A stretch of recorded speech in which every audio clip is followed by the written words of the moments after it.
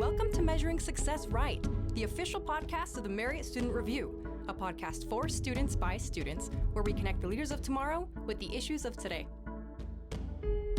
The storytelling that speaks to me is storytelling for change and storytelling to inspire people. And you can create movements, you can inspire and create that change if you can touch people's hearts. Hello, everyone, and welcome to this episode of Measuring Success Right. My name is Spencer McWilliams, and today my guest here is a good friend, Andrea Cabrera. Andrea, thank you so much for coming here today. No, thank you. When you texted me, I was like, of course I want to come and talk to you guys. This has been awesome. I'm excited. Andrea and I go way back, and I'm so excited to have her here because not only has she been a part of MSR before, if you go back to many episodes ago, you'll find that she has also been a host for us. She's also just one of the most incredible people I've ever met with how much she has done here at BYU and what she is going to do. So we're so excited to have you here. Oh, thank you. Honestly, it's weird being on the other side of the microphone now. Right? Like, oh my gosh. They wanted me to come and talk to course. people. I'll do it. Sure thing. It'll be great. I'm excited. So, Andrea, just first things first, I saw that you went skydiving this past week, That's right? That's right. Mm-hmm. Just tell us a little bit about that, because skydiving is something that you don't do on a regular day. So right. I think it'd be great for us to hear your experience with that. Totally. Well, I mean, first of all, whoa is what I'm going to say. It was a thrill. It's something that, a friend of mine inspired my bucket book. It's not a bucket list. It's a bucket book. I got that idea from a really close friend a few years ago because there's just so many things that I want to do in my life that it turned into a book. And I number them. I bought a book and I number them and then write a description every time I do that. And that was one of the things on my bucket book. And so to finally be able to see that I did it, it was just such a thrill. And also because since I just graduated at the end of June, it was a really awesome opportunity to just kind of be like, starting this adult, new stage in life. I'll tell you, I didn't feel the drop sensation that I thought I was going to feel. This drop sensation. Like a roller coaster. Yeah, exactly. Like when you're on a roller coaster and you're going really fast, you're going to go down real fast. But the fact that the airplane's already moving really fast, your body's already going so fast that the change in speed when you start free falling isn't that big. It feels like a leaf blower is blowing in your face the entire time. Your cheeks flap. I got some really funny pictures because obviously I bought pictures and a video because you kind of have to. You have to. You have to. You have to document the experience. And I have some really funny pictures of my cheeks just flapped backwards and my face is all over the place. It was really funny, but it was, oh gosh, it was an experience of a lifetime. I think if I do it again, I have to go tropical next time, maybe Hawaii. A different landscape. Yeah, it was awesome. Wow, well, thank you for sharing that. I can't even imagine. I am one that is afraid of heights, and I know there are many other people that are also afraid of heights. But to hear about your experience makes me feel like I'm living vicariously through you. There you go. And that might be good enough for me. There you go.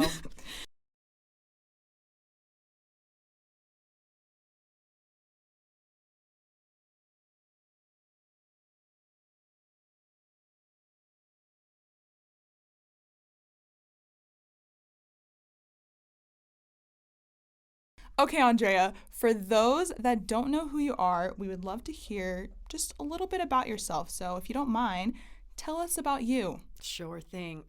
A lot of people at BYU now know me by Latino Oprah Winfrey. So if you've heard of Latino Oprah Winfrey, that's me. Oh my goodness. We're going to talk more about that. That's right. Yes. That's right. And I mean, okay, here's the thing. My latinidad goes back to Mexico. So I'm originally from Mexico.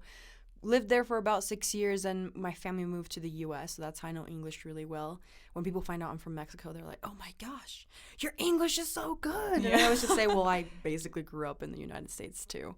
And came here. My dad had his accounting firm in Mexico, but he wanted to pursue an education, learn English. He had his bachelor's from Mexico, but he wanted to do more education. and we were here in the US for a while so he could learn English. Moved to Germany for a few months. Wow. That's where he did his master's. He did his master's in business administration, MBA. Then moved back to the United States, and now he has his real estate business. He's like an entrepreneur. He loves the business side of things. And so that's kind of how my story went. Mexico, US, Germany for a few months, and then came back to the US. So I've mainly been here now in the US. And in the US, we've only ever lived in Utah. But, it's grown on me. When people ask where's home, I have to say now that it really is Utah. Yeah. It's a good place to be. And I've gotten into a lot of outdoorsy things. So it's the perfect place to be outdoors. It really is. It really is. So have you been back to Mexico? Have you visited, I'm assuming, like your family back in Mexico? Actually, my family's the one that will usually come and visit. So my grandma's visiting right now. Oh, that's fun. Yeah, and so she's been having a blast just being here with my family. I haven't been back to Mexico in a little while, but hopefully soon. Add it to your bucket book. Oh, exactly, right. Add it to the bucket book. And yeah, no, it's been really fun though to grow up with these two cultures, like dual cultures, and at times, I'll admit, it was like an identity crisis. Like, am I more Latina? Am I more American? But I have to admit, part of that journey of self-discovery happened because of BYU. And I learned those things about me here at the university. So I have so much to give back to the university, honestly. I know. And since you just graduated, I bet like reflecting on that and kind of like ties in with who you are now and who you're like wanting to become as you're here. 100%. Okay, totally. So you just graduated. Do you want us to tell us about what you majored in, your journey towards that major? Yeah. Well, when I was in high school, I had no idea. See, some people come to college and they know exactly what they want to do. They are a special breed. Right. I don't know. Right. Or at least some people say they do, but then they end up changing anyway. But see, I just didn't even know. And I started off majoring, or at least wanting to major in business, because my dad studied business, and he was like, well, you can study business for now. Declare your major as that. You know that whatever you learn in business, the world is business, right? It's not going to be like you're wasting your time. Yeah. And then if you end up wanting to change, you can change your major. So I started off as a business major, but it really was so hard trying to figure it out. Because, the fact that I'm the oldest out of the kids in my family, I have 4 younger siblings. Mm-hmm. The youngest one is 10 right now. And so oh my gosh, like just trying to pave the way in a different country with a different culture, growing up and trying to apply for college. Like my parents, I always felt like, yeah, my parents are my heroes. Like they always know how to help me. But you get to a point where you grow up a little more and you realize, well, your parents aren't perfect and they don't know everything. Yeah. So it came to a point where like they were crazy supportive, but I had to figure things out on my own. And I think what really set the grounds running for me for my major was taking the sociology 323. It's sociology of race and ethnicity in America. And it was, oh my goodness, it really just paved the way, because at that point it was my sophomore year at BYU, and I didn't really understand that identity of Latino American, which is what I learned in the sociology class. And through Dr. Rue, shout out to Dr. Rue. He's amazing. And he's super popular on Twitter, and his Instagram is always fire if you're into like social causes. He's amazing. Anyways, I really realized, you know what? There's a place for me. I'm like a bridge to two cultures. I bridge Latinos and Americans, and I understand both cultures, and I can talk to both people, so I can bridge that gap. And because of that, I started looking into communications. Yeah. My mom always, for a long time, was like, I don't know if business is for you, But I was like, what can I do for the communications? I was like, I don't know what I can do with that. But like one thing led to the next, and I did some internships on campus that just paved the way for that. I did like this internship through the Ballard Center is another great resource on campus, with Ashoka and TEDx was my internship. It was really neat getting to do some storytelling there. And it led me to journalism, which is just like storytelling, right?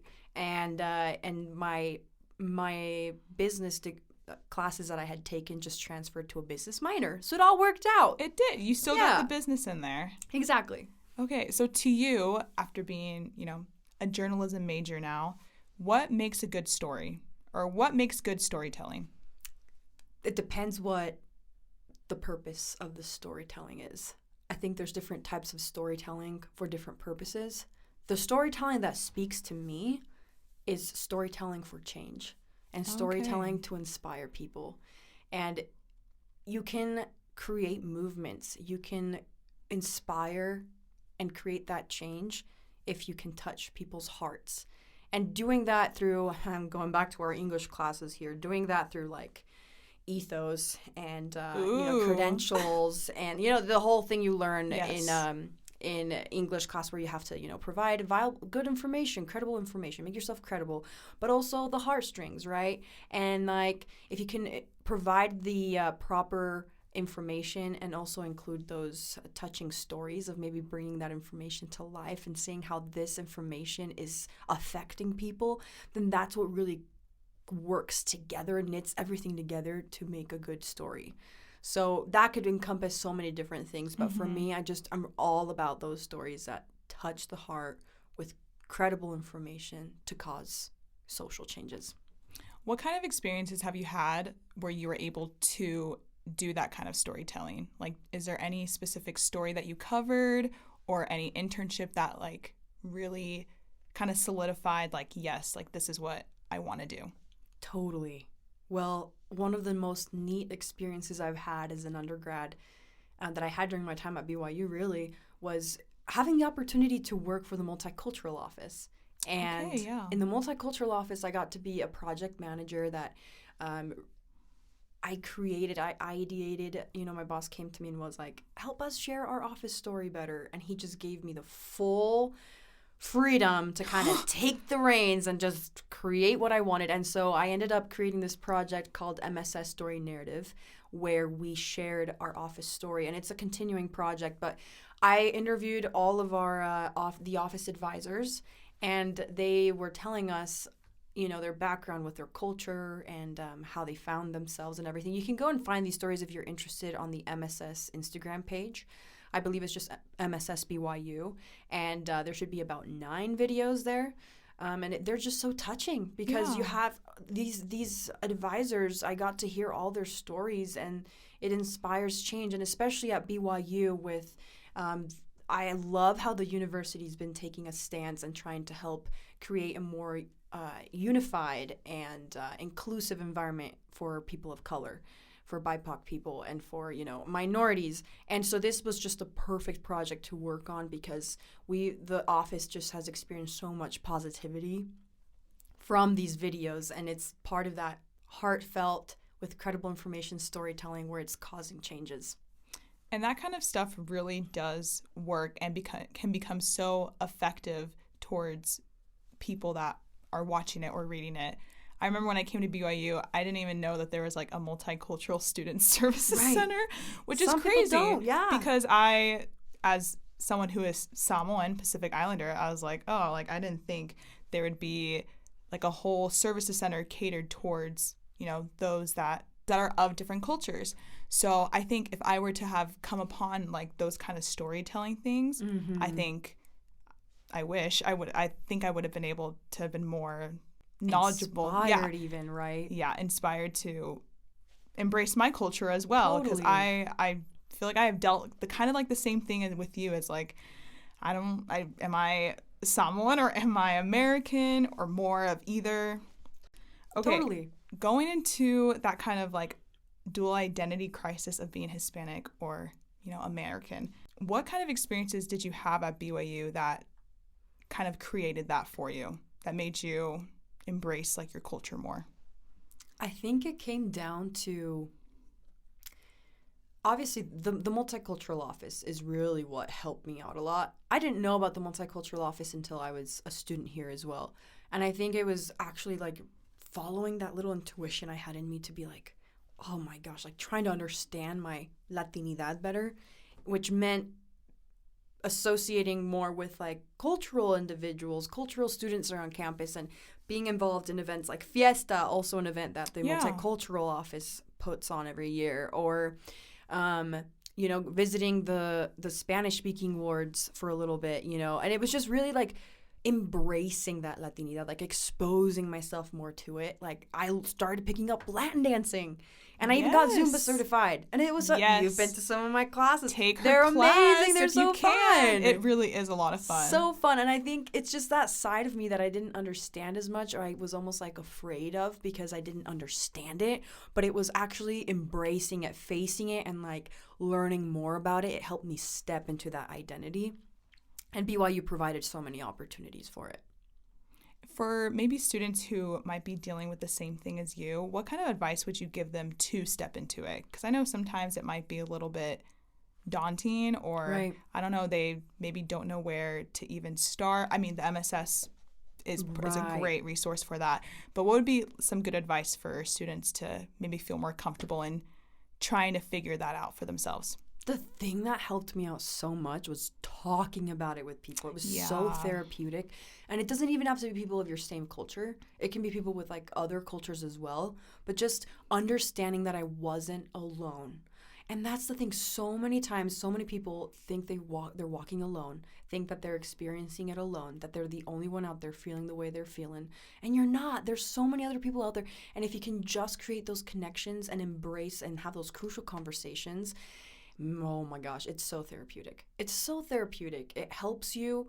And I also feel like as you speak those thoughts and feelings out loud with people that will understand, it's a healing process. Yeah. It heals you as well, because there was, to some small degree, maybe even trauma of experiences that I had in high school, people that were racist, or even here, or me just so many things like confusing in my head. And as I talked about it with people, I got to learn of ways that they were embracing it, ways that they were being true to that identity, ways that they were stepping into themselves and who they were, and ways that they were celebrating their culture, because it's also beautiful. That's one thing I'll want to make sure that you, listener, understand if you're experiencing similar things, that it is beautiful that you have more than one culture. And to just know that the fact that you have that second culture is going to carry across in so many different ways throughout your life, and will help you create more meaningful connections with so many people, because it's happened to me so much. I love that so much. Okay, let's talk about Latina Oprah Winfrey. Yes, where did this come from?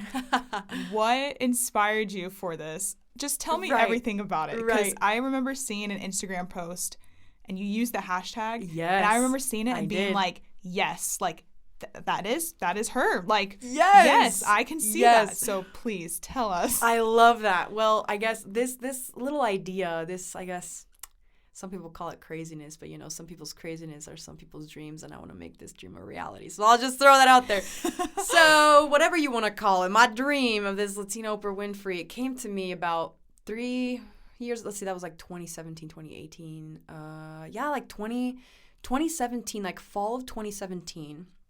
I remember at that point I was still a business major. Mm-hmm. And I just remember I was scrolling through Facebook, and you know how you all of a sudden can get caught, how I think TikTok and Facebook and the Reels now do this too, where you play a video and as soon as it ends, it plays the next one.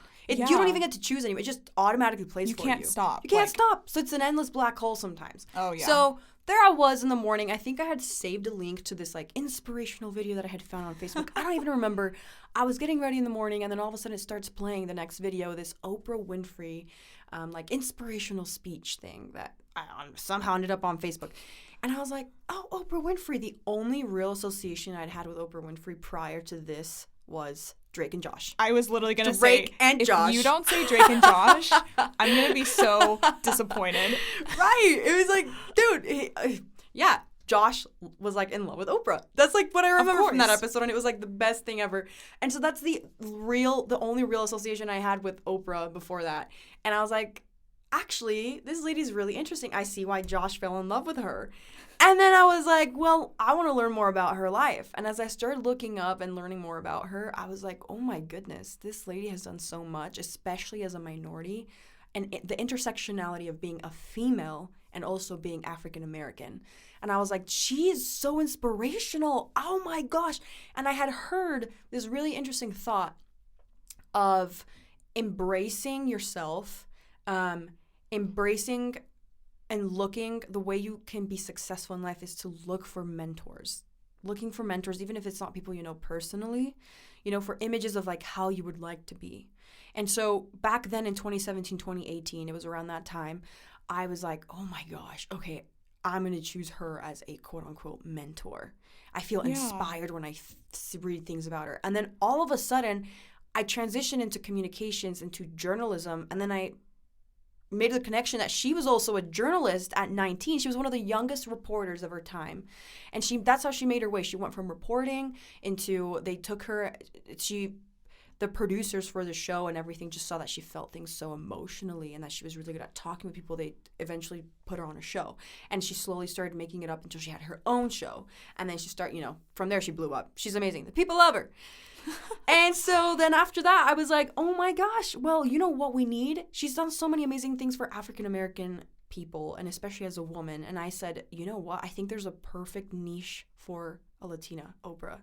And I don't exactly know what that would look like. Some people always, when I come up with this Latina Oprah Winfrey idea, people always ask me, do you want your own reality TV show? Do you want your own media network? And I don't know if that's exactly how I'll do it. I'm not so sure. There's so many things that are happening now with, for example, podcasting, or for example, things on social media now. Like, I don't even know exactly what this picture will look like. I don't know if it'll be a show, but what I do know that I want to do is use that Latino identity and that my minority as a woman to inspire other people. That's what she does. She does that touching storytelling. She knows how to do that so perfectly, and she inspires change through that storytelling, and she does it in meaningful ways. And she always says, the way you can be successful is by embracing who you are and have what you do in life be a self-expression of your identity, of who you are as a person. If you use those skills that you've been given, the things you enjoy doing, to influence and help the lives of others, that's where you find real success. And so this whole Latino Oprah Winfrey really comes as an inspiration to say that that's what I want to do with my life. And I want to use that latinidad and that identity, step into it and help other people through that powerful storytelling. I love that idea of having like a mentor, but it doesn't necessarily have to be someone that you like know. Like for instance, like yours is Oprah Winfrey. Right. We don't know Oprah, but you've just been so. She will know me someday. I know, like, you know, keep this episode in the past so you can show. Oh yeah. But she inspired you so much to the point where it's making you want to also make those kind of changes through ripples. Storytelling. Exactly. Which, yeah, Oprah really does do a really good job. I've watched a lot of clips of her show on YouTube, and it can really make you tear up. Oh, I know. That woman has like a superpower. I swear. There was there's a funny interview of Oprah interviewing. I think she was on James Corden's show. I think I might have watched this video too. And like she's almost making him cry, right? Yeah, like she's just trying because James Corden just is very emotional. Yeah, which is great. Love when people can just show their emotions. And I think in just like a sentence about his family or his children, he just automatically started tearing up. And, you know, it's not only just the way that it's not only the stories that she tells, but the way that she tells them. The way that she connects with the people that she interviews is just... Definitely. Now we're just talking about Oprah. Oh, and I could keep talking about her all day. No, but yeah. I love how you took that inspiration and now you're wanting to make it like using your culture. Yes. And create it for your own. Definitely. So that's really amazing. I'll leave this Oprah thought with one thing. My mom, a few years ago, when I told her about this Latina Oprah Winfrey, she said, I guess two last quick little things with that. But one thing that my mom told me I remember was that I said, Mom, I'm going to meet Oprah someday.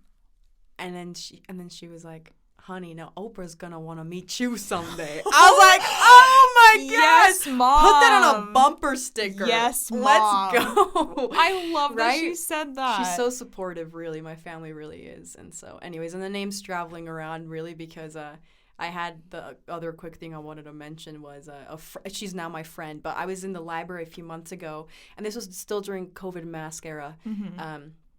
But you know how you can recognize people sometimes if they're wearing a mask, but sometimes you can't because you can't see their full face. Yes. So I was sitting in the library just here, and this girl comes and taps my shoulder, and I look at her and I was like, shoot, she totally knows who I am, but I don't know who she is. And I was like, oh, hi. And she's like, oh my gosh, are you Latina Oprah Winfrey? I Stop died, it. Spencer. I died. I would have started It crying made my right day. there. It made my life. That's the first time anybody's ever called me Oh by my Latina Oprah Winfrey, gosh. and I don't know them. We're friends now, and we've like hung out, and we went Latin dancing the other day together. Oh, She's that's amazing. so Elise, fun. she's awesome. Okay. Anyway, so shout out to her too. Yes, I bet that you own that hashtag. Oh, I yeah. can't imagine anyone else who is using Totally. that hashtag. And if I they own it. are, sorry, but it's you. I claimed it. You claimed it. Okay, Andrea, with all that you have just been involved with here at BYU and like your own like personal like self-discovery of like your identity and your culture, how have you been able to balance those things in your life? How are you able to just create balance for that? Balance is such a funny word because I don't think there's ever really, we always think that there should be like a percentage of balance, right? Yeah. Like if I have, I don't know, 20 or 5 things going on and I have the 100%, then I go 20, 20, 20, 20, right? Mm-hmm. But did I, 20, 20, 20, 20, I missed 120. 5 20s for the 100%. That's You okay. got me. You got me. I got you.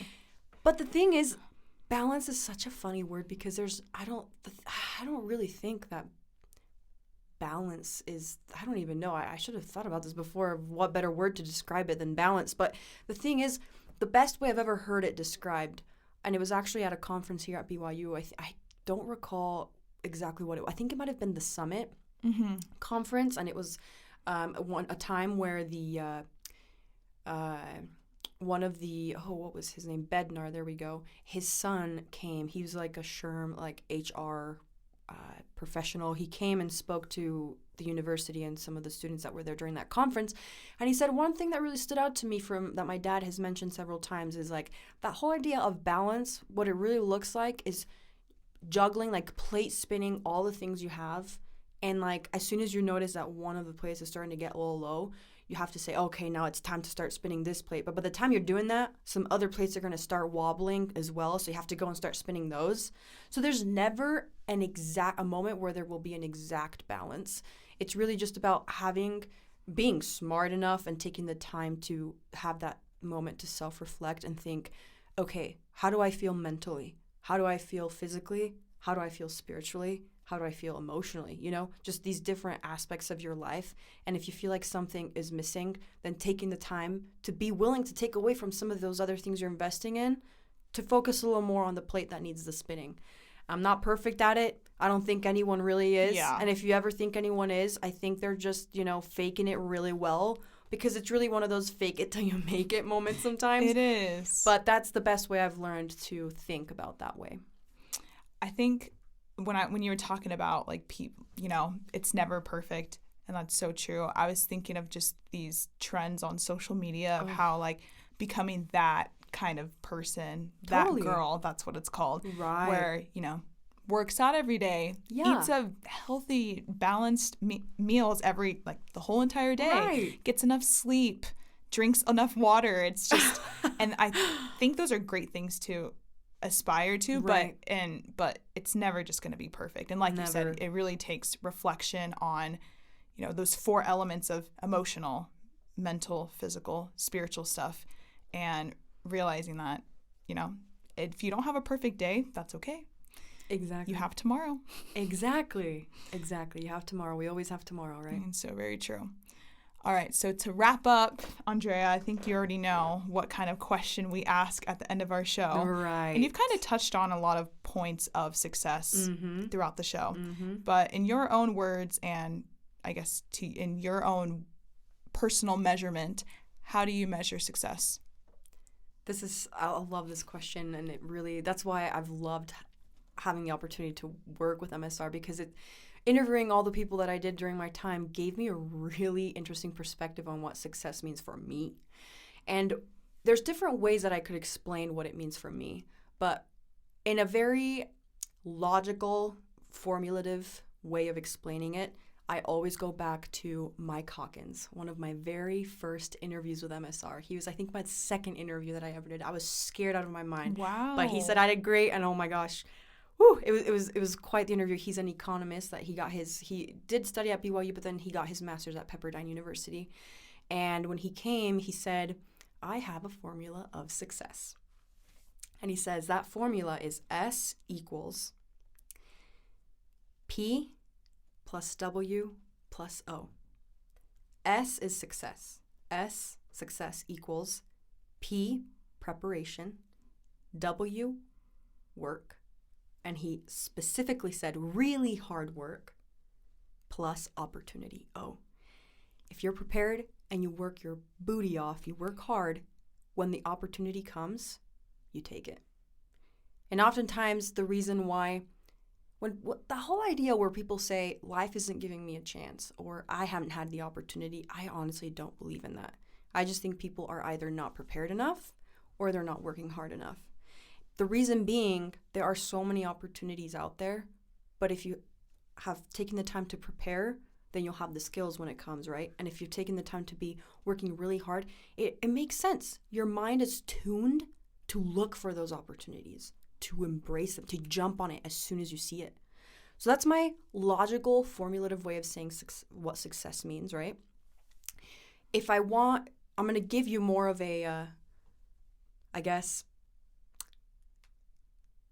definition of success that I've recently heard that I'm embracing in my life right now, considering all the changes that are happening in my life with being graduated and trying to step into this adult role now. Yes. And finding my job and everything.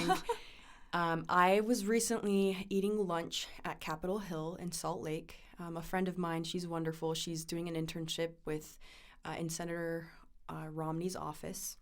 And so she's has a lot of amazing contacts. And she said, Andrea, how you doing? Hey, I'm helping plan a empowering women's lunch with some amazing women that I've met with my internship group. And we want to have you be one of our guests to come and be mentored and get to hear from these wonderful women. And they were amazing. All the women that were there, one of them is like working with the state budget. Another one works with like writing bills. Like all these women are incredible. And I was sitting in that Capitol Hill little dining room. It was in the visitor's office. So like literally the window faces Capitol and I could just see it right out the window to my left. It was incredible. The sandwich was pretty good too. Oh, that's But good to know. I mean, the women is what we're here for, right? Yeah. And I'll tell you one of the things because I asked that question, I said, I mean, success is an ongoing pursuit and that success will look differently throughout different stages of your life. And one of the women's, what she said, success as a woman means having the freedom to do whatever you want to do. Whether that's being a working mom, whether that's staying at home with your kids. And a thought that I want to leave you with that I think was very empowering for me is, she said, it also means having the freedom to leave your job if you would want to leave it. Because they talked about this idea of how a lot of women get stuck in a job because they feel like they're responsible. They feel like they have this responsibility to fulfill, or they're not brave enough to embrace the unknown for a few months to find a new job. It's the uncertainty, right? And that's one thing that these women kept saying over and over, having the freedom to choose. Don't fall slave to a specific work or a specific mundane routine of life because you feel like you can't get out. Like, be brave enough to embrace that unknown, to pursue what you want to do. That's success as a woman. And I just sat there in that chair, Spencer. I see your eyes too. You're sitting there. You're taking this in too. I feel like I'm at the Capitol right now. Oh my goodness. And I loved that so much because right now is a moment for a lot of people, right? But right now, especially for me, is a moment of opportunity. It's a moment of change, and it's a moment of choosing what I want to do. And knowing that as a woman, if I'm brave enough, I can choose what I want to do. That's success in my life. We love that freedom. We love that freedom. Love it. Mm-hmm. Oh, Andrea, thank you so much for coming to the show today, and we wish you the best of luck with postgraduate life, because it's not easy, but it looks like you're taking life. You're enjoying yourself before you step into that world. So thank you so much. No, thank you so much, Spencer. It's been great. Thank you guys for listening. We hope you have a wonderful week. Bye. Make sure you subscribe to our podcasts on Apple Podcasts, Spotify, Google Play, or SoundCloud so you never miss an episode. Be a friend and tell a friend about measuring success right.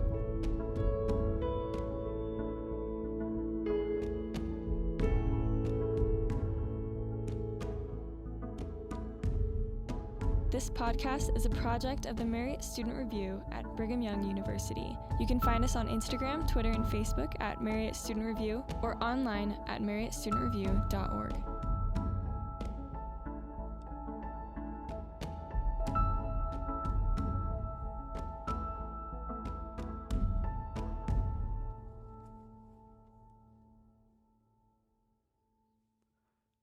The views and opinions expressed in this podcast do not necessarily reflect official policy or position of Brigham Young University or the Church of Jesus Christ of Latter-day Saints.